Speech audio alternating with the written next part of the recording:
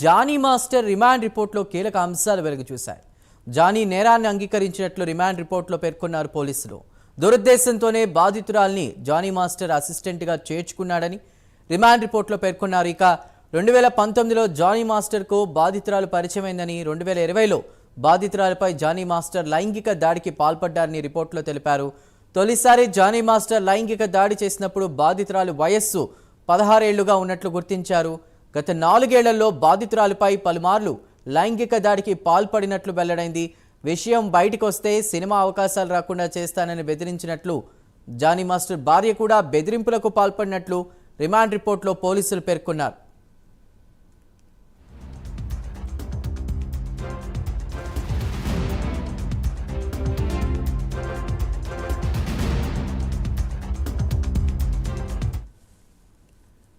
Johnny master remand రిపోర్ట్లో కీలక అంశాలు వెలుగులోకి వచ్చాయి. దానిపై పూర్తి సమాచారాన్ని మా ప్రతినిధి కుమార్ అందిస్తారు. కుమార్.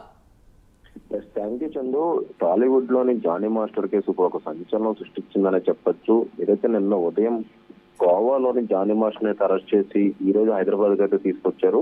ముఖ్యంగా నార్సింగ్ పిఎస్ లోని జానీ మాస్టర్ మొదటగా సిసిఎస్ పోలీసులు అయితే విచారించారు. ఆ తర్వాత అక్కడి నుంచి జయ హాస్పిటల్ తీసుకెళ్లి వైద్య పరీక్షలు నిర్వహించి కోర్టులో సబ్మిట్ చేసిన తర్వాత 14 రోజులు అయితే కోర్టు అయితే రిమాండ్ విధించింది. ఆ తర్వాత నేరుగా చల్లపల్లి జైలుకి అయితే తీసుకెళ్లడం జరిగింది. ఇప్పుడైతే ఈ జానీ మాస్టర్ రిమాండ్ రిపోర్ట్ లో కూడా కొన్ని కీలక అంశాలు అయితే ఇప్పుడు బయటకు వచ్చినాయి.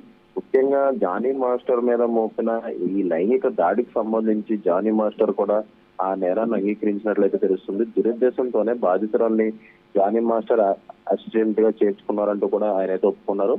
2019లో జానీ మాస్టర్ కు బాధితురాలు ఎవరైతే ఉన్నారో ఆ యువతి పరిచయం అయిందంటూ కూడా జానీ మాస్టర్ అయితే చెప్పడం జరిగింది. 2020లోని జానీ మాస్టర్ బాధితురాలపై లైంగికంగా మొదటిసారి అయితే దాడి చేసినట్టు కూడా చెప్పాడు.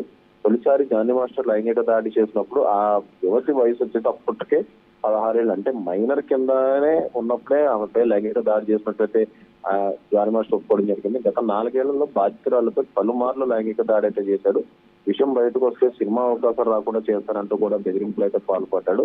మరొక పక్క జానీ మాస్టర్ భార్య కూడా బెదిరింపులు పాల్పడినట్లయితే ఆ రిమాండ్ రిపోర్ట్ లో కీలక అంశాల కింద పోలీసులు అయితే చేర్చారు. ముఖ్యంగా ఎప్పుడైతే ఈ యువతి మొదటగా రాయదుర్గం పిఎస్ లో కేసు నమోదు చేసినప్పుడు అది 0 ఎఫ్ఐఆర్ చేసి నార్సింగ్ పిఎస్ బదిలీ చేసినప్పుడు పోలీసులు కూడా ఈ కేసుపై పూర్తి విచారణ అయితే చేపట్టారు. మొదటగా ఆ యువతికి సంబంధించిన స్టేట్మెంట్ రికార్డ్ చేశారు. అలాగే ఆమెకి వైద్య పరీక్షలు కూడా నిర్వహించిన తర్వాత జానీ మాస్టర్ అయితే అరెస్ట్ చేశారు.